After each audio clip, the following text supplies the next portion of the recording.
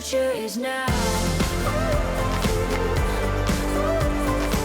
Hi, everyone. Welcome to this episode of the Future is Human podcast. And I'm really excited to have my co-founder of Super Crucial Leader Retreats with me today, Brad Breininger. Hi, Brad.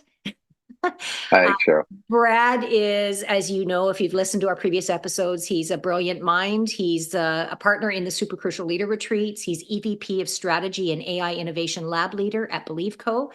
And he's also a member of the International Academy of Digital Arts and Sciences. So, Brad is knowledgeable in his industry. They work in his role, works in multiple industries. And as co-facilitator of Super Crucial Leader Retreat, we've got some dynamite stuff in the works that we'll share more with you as we get to the end of the podcast. But for this podcast, Brad, we're going to keep talking about AI. We talked about it in a LinkedIn Live, and we talked about it from a perspective of, should people be afraid or should they be embracing? And we basically said they should be embracing. In this episode, I think we opportunity to dig a little deeper about how organizations are using AI, your thoughts, my thoughts on what we think is going to happen next. The human component, what is it going to mean for jobs? So addressing all those sort of elements that are coming out of the AI discussion.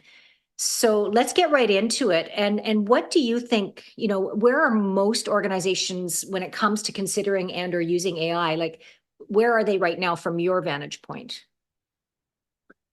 Yeah, it's interesting.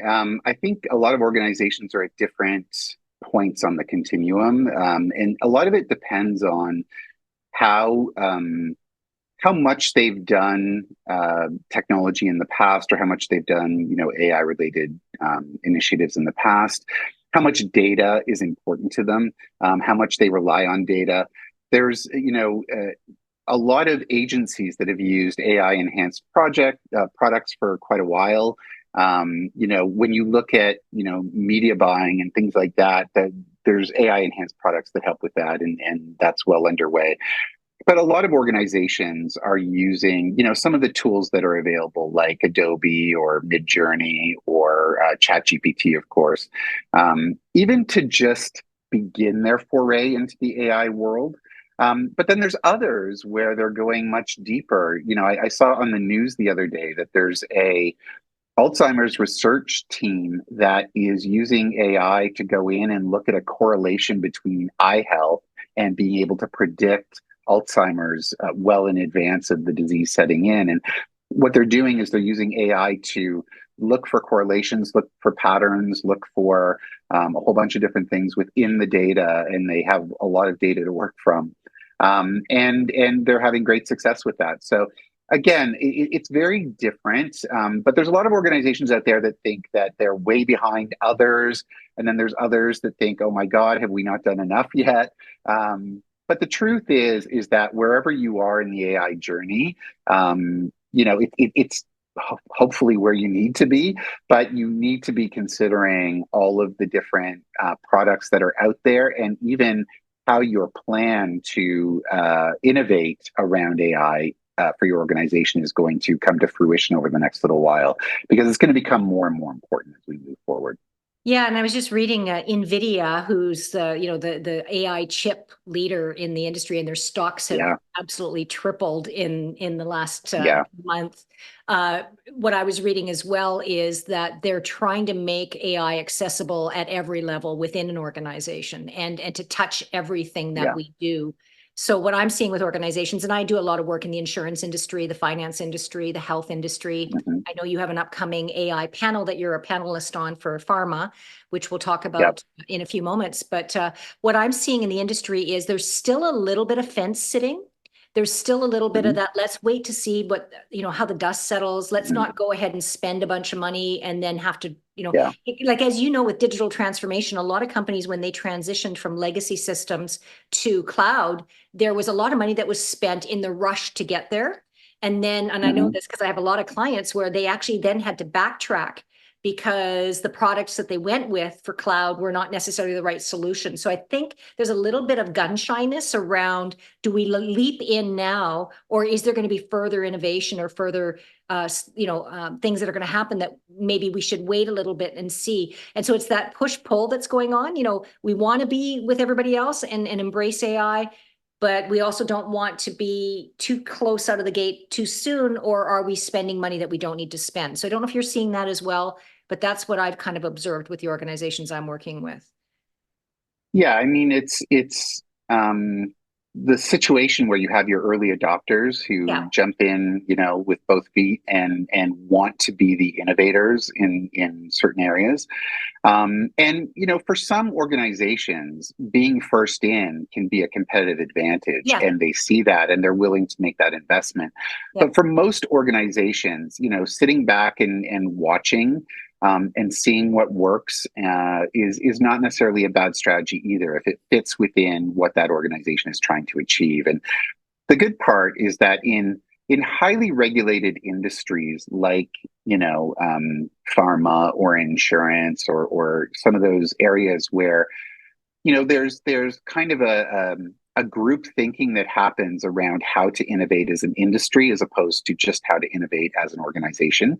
Yeah. There is something to be said for disruption by some central capabilities, but not necessarily pouring all of your resources into the R&D that goes with having to develop a product for some of those areas. So I think it really depends on the organization and the purpose and what the ultimate strategy of the organization is to put their best AI position forward. Yeah, I think, when you said, some people want to be the early adopters, are there certain industries that are ahead of others in your opinion? Like, what are you observing?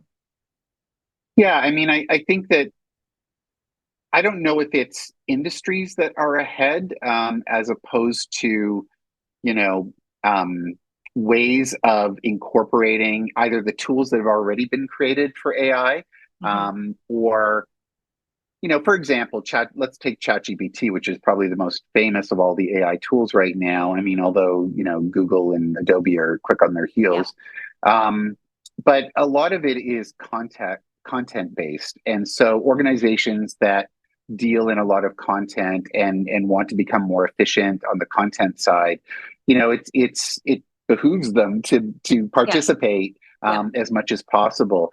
And the truth is that prior to ChatGPT, I'm sure that there was a lot of firms out there who were looking at content tools in the AI space that could drive their businesses forward. And I know that some of them were developed and some of them are proprietary and they are being used by those organizations. But the truth is are they powerful as ChatGPT?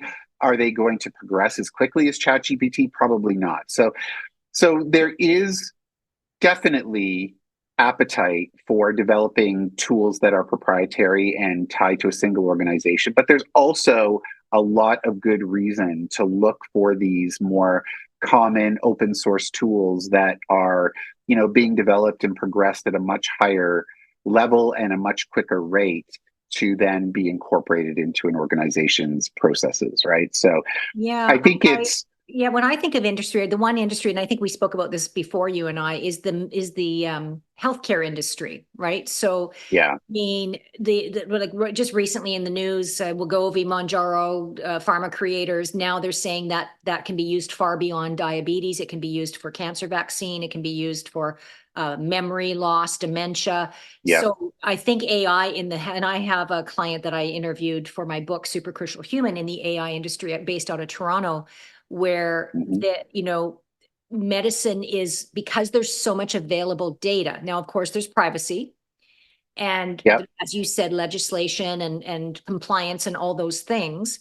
But healthcare yeah, industry right now, I believe, is in the front. They're running with this because the implications are, like, for example, Wegovy, Monjaro, and I'm not an Ozempic, and I'm not an investor, and I have no vested interest in using them as an example, yeah, other than to mhm, say that that's an example of pharma coming up with like a global obesity and like it's a major health challenge for humanity, and it's yeah, being addressed this one way. It's not the only way. There's multiple ways to address it, but I'm saying that was created via AI. And now all these yeah. offshoots of that is being created by AI. So healthcare, we're going to see, I think it's going to blow people's minds, that the innovation that we're going to see in the next year or two. Yeah, and the truth is, and I referred to the Alzheimer's testing earlier, Yeah. but the truth is that the amount of data that is available in the healthcare area is huge, Yep. and the issue though is access to that data, privacy, Yes. regulation. The truth is that you know the technology is progressing more rapidly and faster than the legislation or the policies and the privacy considerations can progress. Although pharma and healthcare are very much tuned into making sure that that's done in a very regulated way. They are using what they do have access to right now in probably the most you know efficient way compared to other industries because of the pure amounts of data. But really, where the innovation is going to happen is as we figure out how to walk that line when it comes to privacy and all of the other issues attached to it. The access to that data and the speed by which AI can look for those patterns and those insights is going to be a game changer for Mm-hmm. sure. Mm-hmm. 100%. Mm-hmm. Mm-hmm. Yeah, I mean, other industries, obviously, the technology industry are right ahead of all of this. Like industry, like Mm, companies that were already technologically ahead, Uber, yeah, Airbnb, all of those, AI has become part of and has been for a while part of how they operate the business. So, yeah, it's interesting because for the listeners or the viewers, if you're an entrepreneur like I am, you can run with AI in any way you want because you don't have all the hoops to go through, right? You literally right. use it to write an article, or you use it to create an image, or you use it to brainstorm ideas or book titles or whatever. Mhm. You can use it for a variety of applications. So I feel like access and democratization of AI, a lot about creating success based on access, is where we're also going to see. I think we're going to see more entrepreneurism because of AI. I think we're going to see more Yeah, product development because AI is going to help define through research and through analytics what the public is wanting. Like, again, I get excited because I don't think we even have any concept of how much change this is going to create for everybody in the next decade. Massive. yeah, and the truth is that we can predict as much as we want, but the truth is that we don't know where That's this why is we all don't. going to go I know. because one of the most important things to consider is that a lot of times you have a group of people who create the technology, and then you have another group of people that build on the technology, and then another group of people that build on that technology. So for the people who built the technology to do the final prediction of where this could go really doesn't make any sense because it's going to take time and additional thinking and additional insights as we go along to Mhm. arrive at the true power of what AI can be. The Right. same way that AI learns through machine learning and NLP and all of the different ways that fuel it.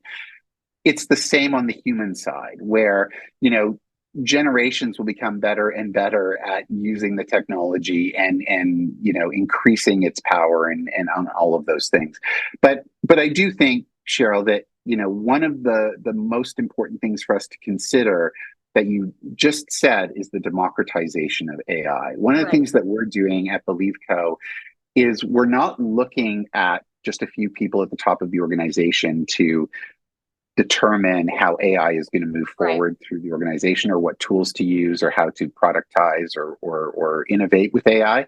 But we're looking at our full firm and saying, how can we engage everyone in the firm to be thinking in Yes. this direction and then ladder it up to, a central hub where we can then, you know, look at productization of certain ideas or using best practices across the entire organization. And I think that if organizations think about it from that way, Mhm. it really allows for a broader based way of thinking in order to innovate in a much stronger way than perhaps a few people deciding what the AI Agreed. policy Agreed. is going forward, you And know. I think I've seen that even with my consulting clients, where in the past, using the example of legacy system to cloud, for example, those decisions were made by leaders in an IT department in a vacuum. Now, not saying that's bad or wrong. I'm just saying that's what Right. happened. And now, because the AI is so accessible and everybody needs to be contributing, that's where the democratize. In other words, everybody's data point matters. That's the big Hmm. difference here. It used to be that, Yeah. top-down autocratic leadership in an organization, and now, no. This is we need everyone's data points in order to make the most strategic decision or to move in this most strategic direction for the organization. Which leads me to the next question I have for you, which is how are leaders integrating AI into their everyday life from your vantage point? Yeah. Yeah, I think that what I was just saying about the democratization Yeah. of it and empowering teams. I think that that's what a leader has to think about going forward: is how am I empowering my team? How am I empowering myself to bring new ways of thinking forward? What tools are we utilizing? And I know that there's a lot of trepidation for some folks around, if we're using AI, are we delivering a product? And the truth is that you can use the tools to create, an outline or a page, and then use your human creativity and thinking to expand upon it. So I think that leaders have to look at what are the tools and how can we use them to be better at what we do. This isn't necessarily about replacing people. This isn't about, looking at AI as the delivery mechanism, but it becomes a creative way of allowing for further innovation by the teams that you already have. And I think that that human component, you and I talk about this all the time, the human component of it and the contextualization of the content, because in the end, content is king. Mhm. It's, you don't look at, albums or cassettes or DVDs or CDs. It's the music that matters. And it's the same with content. A lot of the AI tools are delivery mechanisms to arrive at Mhm. content, but it doesn't mean that it doesn't need to be engineered. You may have, it's like with music, you have to put multiple instruments together, you have to lay different tracks, and then you have to figure out, okay, how does this all go together? What does it all mean, and how does it fit? And so that's where the human creativity can still come into the equation, at least for now, until AI becomes creative on its own. But we're not there yet, so we Yeah, still have I, some I fun. I think, and you and I talked about this before as well, is like how I see leaders using it right now is almost everyone is using Chat GPT. I mean, when Yeah, I do agreed. polling, I say that now. I poll my audiences when I'm on stage with my keynotes, and the percentage of Hmm. people that weren't not using any AI was about 30% as of Yeah, May. But as you know, we have people like you or I talking about, and people are like, I got to go check that out. And so the uptake and just general media, of course, and everybody being exposed to it. So Chat GPT, everybody's at least tried yeah, once. Some people are using it as a yeah. regular resource. I was using Chat GPT a lot. Now I shared with you when we spoke before that I'm using Adobe Firefly for my images. Hmm. I'm Yeah. using a variety of different, like specific AI tools for specific things. I Hmm. have Rewrite AI, which helps me rewrite my social posts. I've got Simplified AI, which is kind of like a Hootsuite, but it's AI driven, so it's on steroids. I'm seeing leaders using it to organize their calendars. They've got integrated into their calendars. As you know, Microsoft is bringing a brand new AI integration into its whole suite. So we're going to actually see it become seamless, just like, before, when we talked before about, you know, things were all disjointed and different projects or different pieces of technology, but now they're going to come together. Yeah. Gemini for Google, Microsoft's going to have an integrated. Do you remember when Microsoft first came out and it had the little paper clip that Oh, yeah, for sure. so now AI Yeah. is going to be like, it'll be everywhere, where it is like I don't know about you, but I have it pre-fills on our Apple devices. It pre-fills what it thinks we're going to Yeah. say. I mean, Yeah. it's already infiltrated, but the leaders that I'm seeing being very successful with it is they're using it to ask questions like, I have a difficult conversation coming up with my team member. It's about performance. Hmm. What are some suggestions on how I can approach it? And I've used it for that too, just to see what it comes up with. And the answers are excellent. You want to make sure you Yeah. have a quiet place to talk. You want to, like, it's got really excellent Yep. insight. Yeah.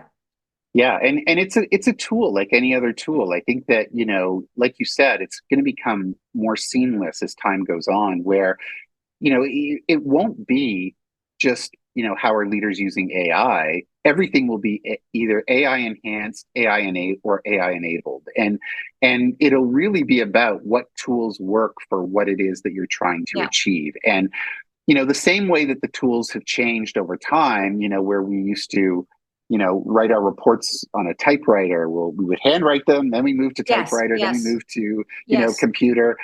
The tools continue to change, but ultimately, what we're trying to achieve is a higher level of capability and a higher level of creativity and a higher level of efficiency. And all of those things will lead into the choices that we make as leaders for ourselves and for our teams Mhm. around, what's going to work for us. And you know, as you know, there's 5,001 different products that are already available and more are Absolutely. coming every Yeah. single day.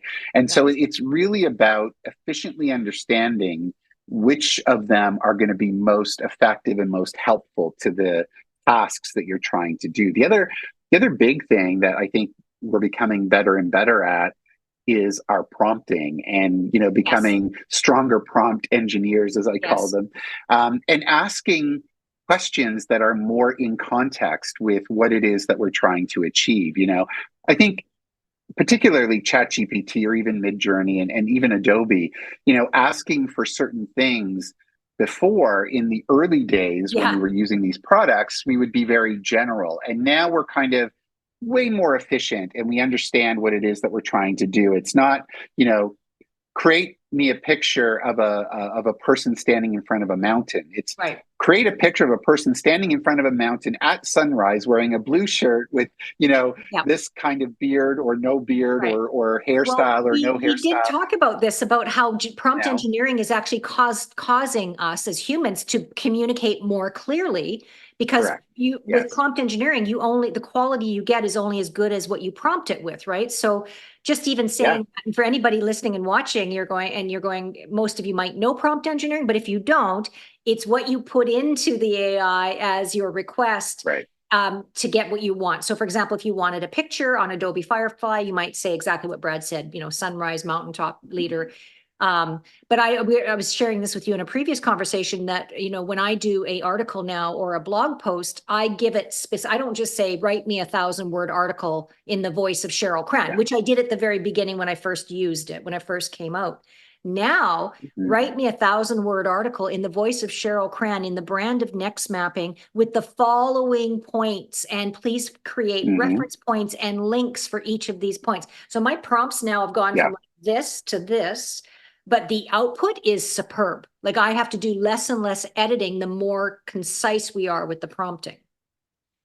Agreed. So, Yeah. yeah, And I mean, the only thing that we have to be careful and cognizant of is the fact that, the data that's being fed into the AI for its learning could be proprietary right. data. You It have to could double be check it. copyright Yeah, protected. So yeah. So I yeah. think, but this goes back to, what you and I say all the time, which is the whole human piece to it is still really important. And Yeah. being able to evaluate the content that comes from it, and going back to your original question, what can leaders do, is just make themselves and their teams aware of the advantages and the pitfalls of Mhm. AI and using AI enabled tools, and making sure that that we're really aware of where they can benefit us and where they can trip us up Mhm. potentially. Yeah, last question for this podcast, and we will have more. So, Mhm. we'll be talking about a variety of angles on this subject matter. Um, will we be left behind? Anybody listening, watching, if anybody is really kind of still sitting on the fence, or they even started, but they're kind of like, I don't feel like I'm fast enough for the speed of Yeah. innovation. Do you think Yeah. people will be left behind? What do you think where we're going?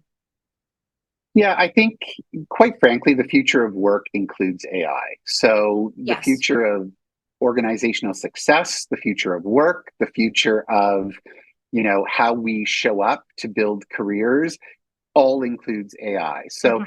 I don't think anyone is left behind now.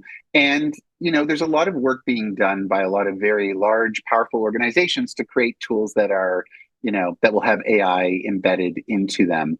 So I do think that as long as you're aware constantly around how you can be more efficient, use better tools, continue Mhm. to evolve your teams and yourself and your organizations, then I don't think you'll be left behind. When it comes to using AI to productize or build differentiation in your industries or whatever that might be, that takes a lot more focus Mhm. on embedding the technology in a much stronger way. So if that is ultimately your goal, then I think you need to be thinking about that already, because there are Yes. people out there probably defining your industry as we speak when it comes to AI integration. Mhm. But if really what you're doing is kind of sitting back and waiting for tools that will make certain elements of your work more efficient and easier to do, then I think you're not being going to be left behind.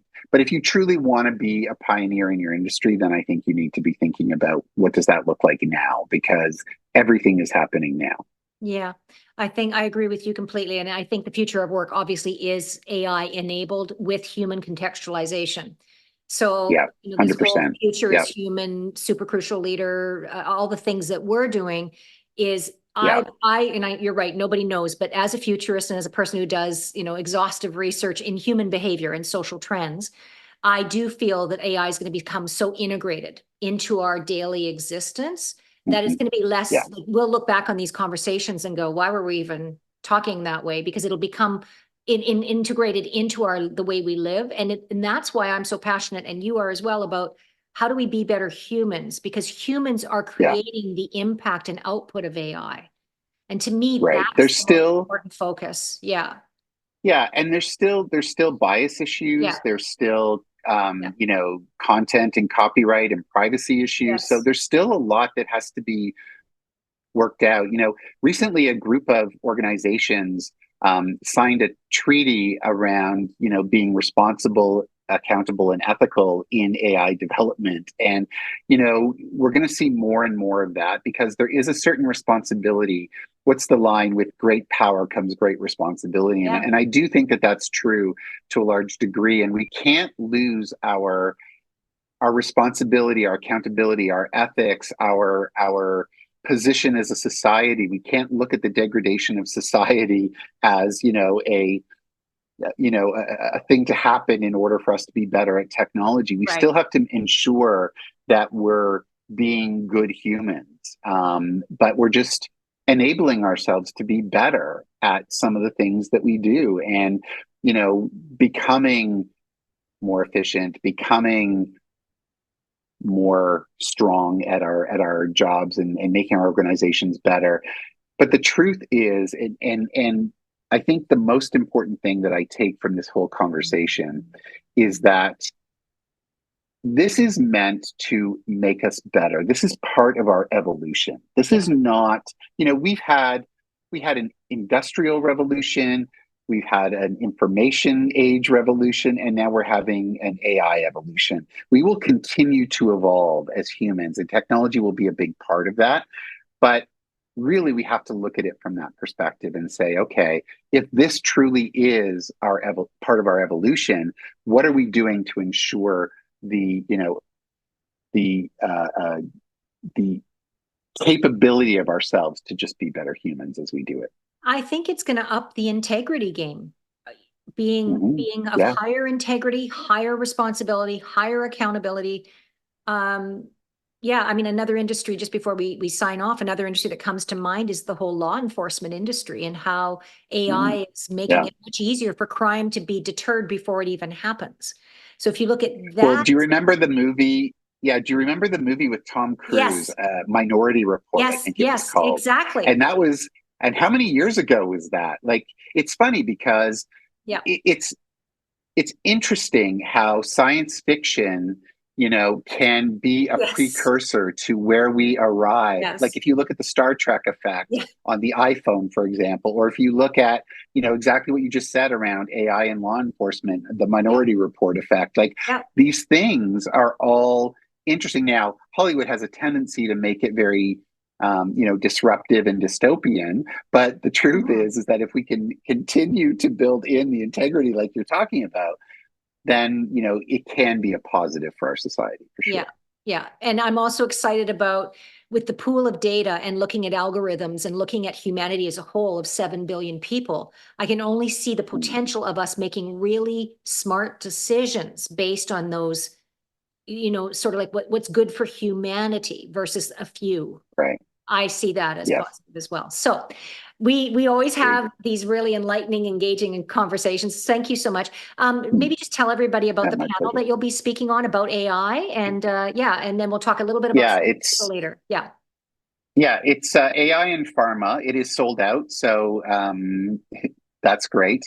But basically, what we're talking about is the agency of the future and how we can service, particularly on the pharmaceutical side, how we can, within the regulatory framework, how we can use AI and position our agencies and ourselves to continue to, bring forward marketing and communication and PR and all of those elements in within the pharmaceutical framework, and Right. use AI to drive that engine as we move forward. Yeah, Right. Excellent. And that's on June 18th, I believe, right? So June yeah, 18th. Yes. Yeah. we'll do another episode where you talk about that and what came out of that. I think that'd be really interesting for Awesome. everybody. Yeah, and then Yeah. also just That's great. reminding everybody that Brad and I are the co-founders of Super Crucial Leader Retreat. If you go to our website, supercrucialleader.com, you'll see more. Our next retreat is November 5th to 7th. Registration is now open. And if you're thinking to yourself, well, why would we want to go to spend time with Cheryl and Brad for 3 days? Well, more of what you heard on this particular podcast and previous ones that we've done on LinkedIn Live, but more important than that is the contextualization. So, information's only as good as the context that is behind it. And so with my over 20 plus years as a leadership expert, future of work researcher, Brad's over however many years, the same, probably, Same. in Same. Yeah. leadership, in branding, in marketing, in business, that's context. And we'll be having special guests and special activities as well. So if you're looking to be inspired, innovative, hearing some really cool things that you can apply in the workplace right away, might want to consider signing up. Supercrucialleader.com. Yeah. Yeah. And we're fun. And we're fun. It'll be And we fun are too. fun too. There's that as It's well. Yeah, yeah, yeah, yeah. That's right. true. Yeah. Thanks, everybody, and we'll see you Great. next time.